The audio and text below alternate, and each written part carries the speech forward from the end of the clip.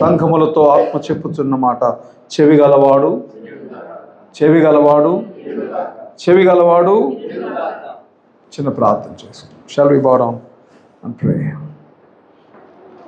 కృపగలిగిన తండ్రి, మమ్మల్ని మీ మధ్య సమకూర్చినందుకున్నా మీరు మాతో మాట్లాడుచుండగా వినగల చెవి, గ్రహించగల మనసు, వెంబడించగలిగిన జీవితం మీ వాక్యం చేత మండించబడి ఎముకలు మొక్కలు చేయను.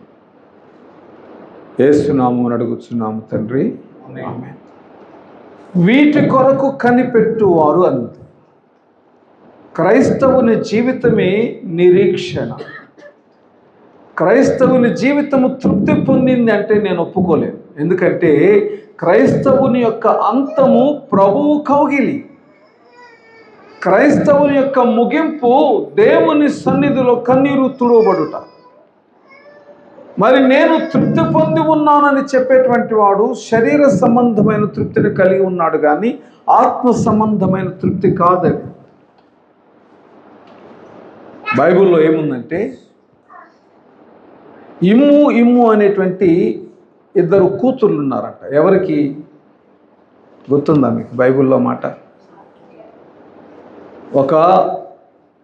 ఒక వ్యక్తికి, లేకపోతే ఒక దానికి ఇమ్ము అనే కూతుర్లు ఇద్దరు ఉన్నారు.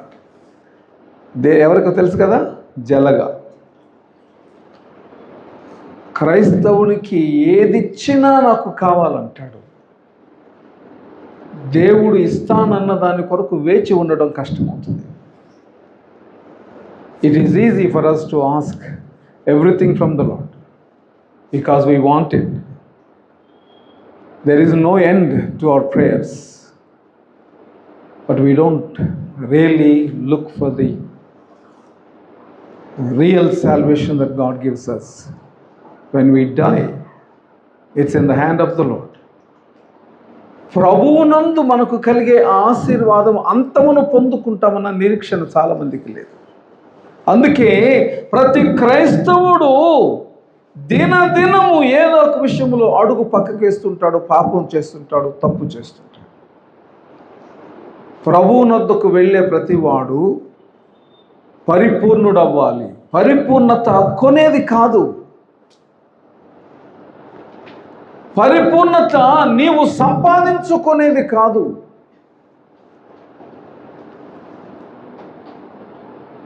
నేను ఒక మాట చెప్తాను వినండి.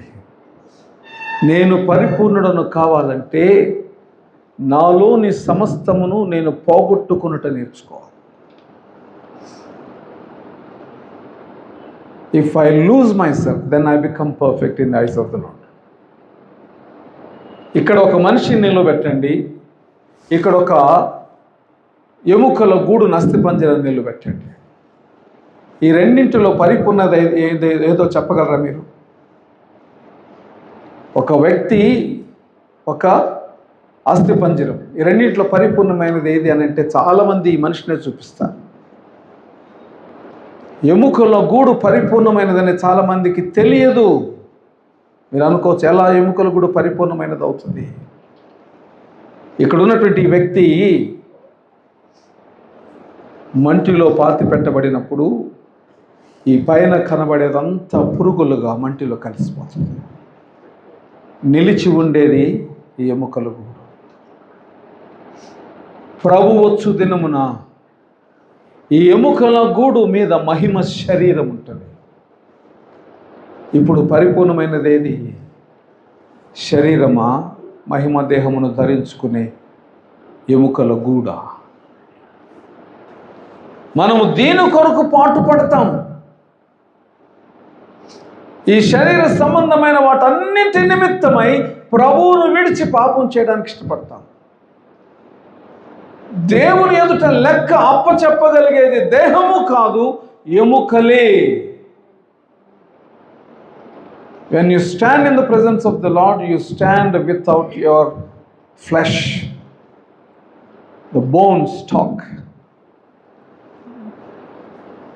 ఎముకలు మాట్లాడతాయి దేవునితో. ఏమని మాట్లాడతాయి? నా పాపములు ఒప్పుకోవడానికి అక్కడ అవకాశం ఉండదు. పాపములు ఒప్పుకునేది లోకములో ఉన్నప్పుడే. మరి అక్కడేం మాట్లాడతాయి? తప్పు చేస్తే తల వంచుకొనుటకు నేర్చుకుంటాయి. ప్రభు గద్దించినప్పుడు సిగ్గుపడుటకు నేర్చుకుంటుంది. ఒకవేళ ప్రభు ఎదుట నిందారహితముగా ఉంటే తల ఎత్తుకున్నటకు కృప పొందుకుంటుంది. యోహాను మొదటి పత్రిక 2వ అధ్యాయం చూడండి. యోహాను మొదటి పత్రిక 2వ అధ్యాయం, John's first episode chapter 2, John's first episode chapter 2 verse 28, 28వ వచనం, verse 28. కాబట్టి చిన్న పిల్లలారా, ఆయన ప్రత్యక్షమగునప్పుడు ఆయన రాకడ యందు మనము ఆయన ఎదుట సిగ్గుపడక ధైర్యము కలిగి ఉండునట్లు మీరు ఆయన యందు నిలిచి ఉండుడి. ఆయన దగ్గరికి వెళ్ళినప్పుడు సిగ్గుపడక ధైర్యము కలిగి ఉండునట్లు నిలిచి ఉండాలి. ఇది సాధ్యమా? నా యందు వేరొకడు దోషమును కనుగొనలేకపోవచ్చును కానీ నా ప్రభువు నా యందు దోషమును కనుగొనడా? బైబిల్లో చక్కటి మాట నాకు భయాన్ని కలిగిస్తుంది. ఏంటంటే ఆయన నా తల వెంట్రుకలను కూడా లెక్కించాడంటే. He knows the count of my hair. Does he not know me in and out?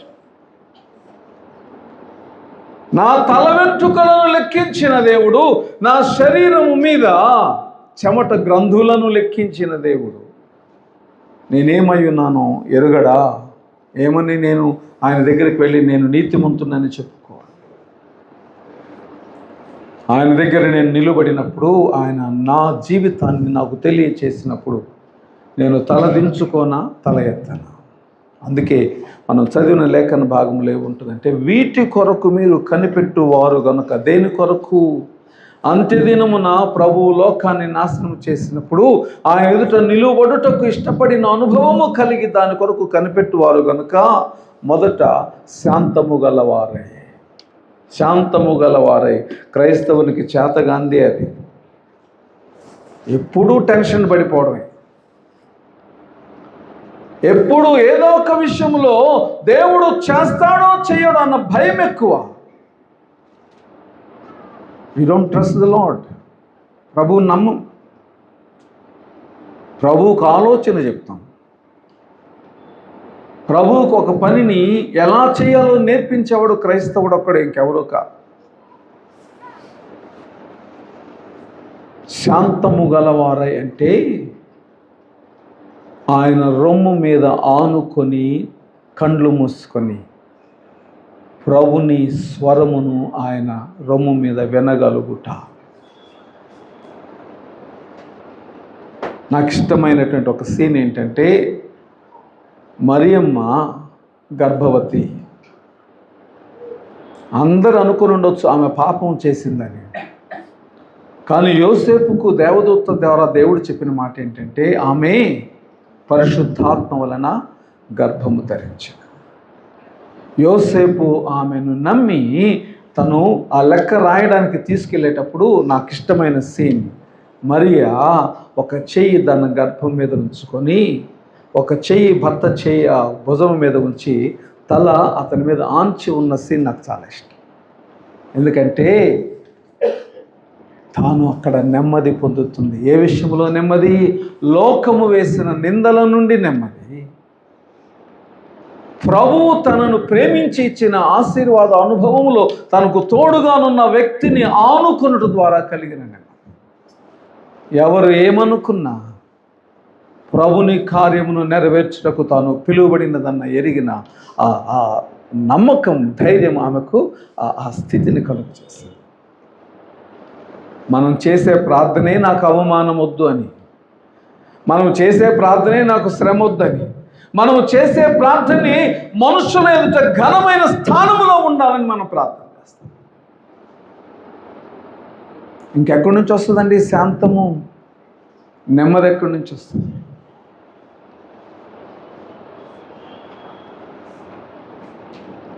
ధనవంతుడు తన బల్ల మీద నుండి ముక్కలను కింద పడేస్తుంటే లాజరు నెమ్మది పొందుకున్నాడో లేదో నాకు తెలియదు, కానీ అతనికి కలిగినటువంటి పుండ్ల నుండి వచ్చేటువంటి స్రావాన్ని కుక్కలు నాకుతుంటే నెమ్మది పొందాడన్నది నేను నమ్మిన సత్యం. ఎందుకో తెలుసా?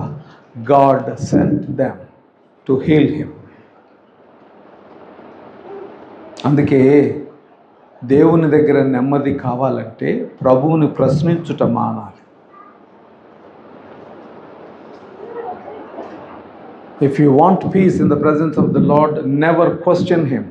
Accept everything that comes in your way, even if you do not like them.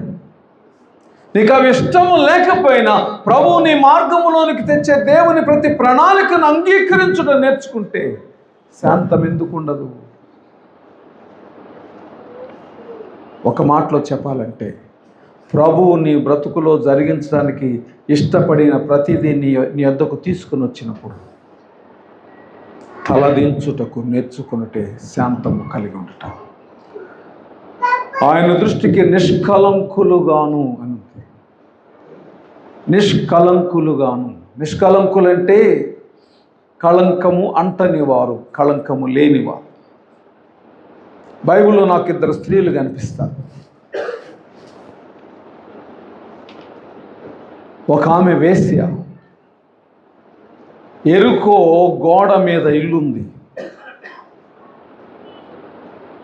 ఆమె ఒక బలహీనమైన బ్రతుకును బ్రతుకుతుంది. ఇశ్రాయేలీయుల నుండి వేగుల వారు వచ్చారు ఆమె దగ్గరికి. ఆమె అంటది, నీ దేవుడు చేసిన ఆశ్చర్యకారాలు నేను చూసి నాకు వణుకొస్తుంది. నా దేశపు వారికి మీరు చిక్కకుండా నేను మిమ్మల్ని దాచిపెడతాను. వాళ్ళు అన్నారు, నీ ఇంటి కిటికీకి ఎర్రని తొగరు దారం కట్టు, నీ ఇంటిలో ఎంతమంది ఉంటే వాళ్ళని మేము కాపాడుతామన్నారు. ఆమె మేలు చేసింది, వాళ్ళు ఆమెను కాపాడారు. బాగుంది ఇంతవరకు. కానీ యేసు ప్రభువు పితరులలో ఒకడు రాహాబును పెళ్లి చేసుకున్నాడు. యేసు క్రీస్తు పితరులలో ఒకప్పుడు వేశ్యగా పిలువడిన రాహాబు. ఇప్పుడు చెప్పండి, రాహాబు నిందారహితురాలు కాదా? నిష్కలంకురాలు కాదా? ప్రభువు ఆమెను క్షమించినప్పుడు లోకము ఆమెను ఏమైనా అని ఉండవచ్చు. ప్రభువును ప్రేమించిన తాను దేవుని నిమిత్తమై ప్రాణము పెట్టుటకు ఇష్టపడి తన దేవుని బిడ్డలను కాపాడినప్పుడు దేవుడు ఆమెను తన కుటుంబంలోనికి చేర్చుకొనగా ఆమె నిష్కలంకురాలే. బైబిల్లో ఉందండి ఆమె పేరు. యేసుక్రీస్తు వంశావళిలో ఉంది ఆమె పేరు. మరొక స్త్రీ అన్యురాలు, ఆయనను తన భర్త దేవుని ఎరిగి తన సమస్తమును విడిచి ముందుకొచ్చింది. మోయాబీయురాలు రూతు, దేవుడు ఆమెను బోయజుకు భార్యగా ఇచ్చాడు, దావీదుకు పితరులుగా ఇచ్చాడు. నిష్కలంకురాలు కాదా? Can you be blameless in the eyes of the lord? నీ ఉండగలవా నిష్కలంకుడిగా దేవుని సన్నిధిలో? ఎలా సాధ్యమవుతుంది? ఉదయం లేచిన దగ్గర నుంచి సాయంకాలం వరకు నేనే పాపం చేయలేదని నువ్వు అనవచ్చు. కానీ ప్రభువు నీ హృదయాలోచనను ఎరిగినవాడు కాదా?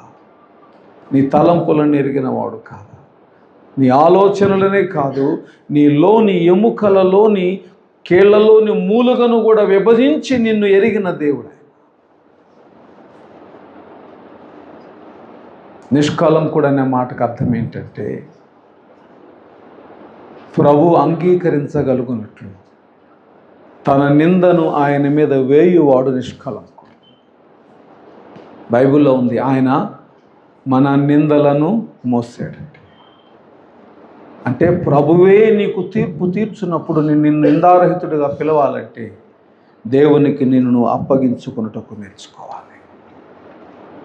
దేవుని సంగమా, ఒక ఆత్మీయ సత్యాన్ని మీ ముందు ఉంచాలని ఆశపడుతున్నాను. అదేంటంటే, ఇందాక పేతురు రాస్తాడు, పౌలు మాటలను కొందరు విద్యావిహీనులను, అంటే చదువు లేని వాళ్ళని కాదు, వాక్యాన్ని ఆత్మ సంబంధంగా చదివి గ్రహించని వారును, అస్థిరులను, దేవుని యందు నిలువని వారును.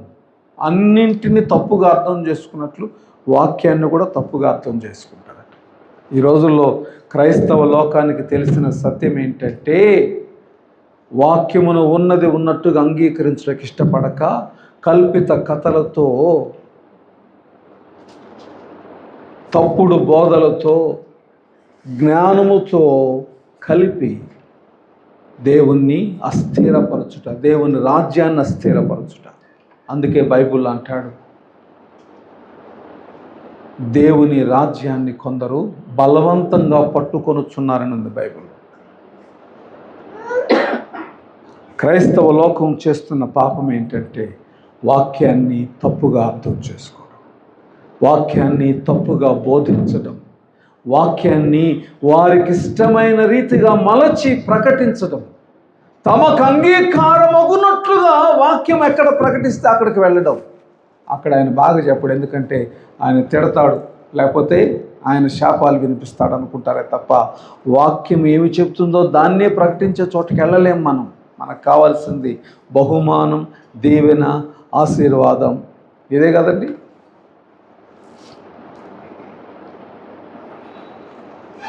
దేవుని సంగమా, అపార్థము చేసుకుంటే వాక్యాన్ని మన బ్రతుకు కూడా ప్రభువును విడిచి ప్రయాణం చేస్తుంది. కాబట్టి మనం ఏం చేయాలి? నా సమయం ఎక్కువ ఉండదు, నేను ముగిస్తున్నాను. ఏం చేయాలి మరి? ఒకసారి 17వ వచనం చూడండి. 17వ వచనం మధ్యలో నుంచి చదువుతున్నాను నేను. 17వ వచనం మధ్యలో నుండి చదువుతున్నాను. కనుక మీరు నీతి విరోధుల తప్పు బోధనలను వలన తొలగింపబడి మీకు కలిగిన స్థిర మనస్సును విడిచి పడిపోకుండా కాచుకొని ఉండుడి. If you know that a thief will be coming into your house, what would you do? Do you sleep? కర్ర పట్టుకొని రెడీగా ఉంటాం, ఒకవేళ దొంగ వస్తాడని తెలిస్తే ఎదుర్కోవడానికి. బైబిల్లో ప్రభు చెప్పిన మాట ఏంటంటే, దొంగ వలె వస్తాడంట. కాచుకొని ఉంటావా ప్రభుని ఎదుర్కోవడానికి? ఆ తర్వాత మాట బాగా గమనించండి. మన ప్రభువును రక్షకుడునైన యేసుక్రీస్తు అనుగ్రహించు కృపయందు జ్ఞానమందు అభివృద్ధి పొందుడి. వాక్యములో, దేవుని మీద ఆధారపడుటలో, ప్రభువును హత్తుకొనుటలో, ఆయన వచ్చు వరకు నా విశ్వాసమును కాపాడుకొనుటలో నేను ఎదుగుటకు నేర్చుకుంటే, దేవుని నామము నా యందు ఆనందించి, తన సన్నిధిని నాకు తోడుగా ఉంచి, తన మహిమ చేత మనలను తన యొద్దకు చేర్చుకొను లేఖనానుసారమైన మనస్సాక్షిని మనకు దయచేయనని ఆత్మీయ సత్యము నెరిగిన వారమై ప్రభు ఎదుట నిష్కలంకులుగా కనబడుటకు సిద్ధపడతాం. దేవుని సన్నిధిలో లెక్క చెప్పడానికి నిన్ను పిలిచినప్పుడు తల ఎత్తుకొనుటకు సిద్ధపడునా. ప్రభు రాకడ వచ్చు పర్యంతము నా అడుగులు జారకుండా నేను ఇష్టపడాలి. ప్రభు సన్నిధిలో నేను నిలబడినప్పుడు తన కౌగిలి నా మీద ఆయన చేయి వేసి హత్తుకొనగలుగునట్లు నేను ఆయన అంగీకరించగలిగిన అర్పణగా మారగలగా.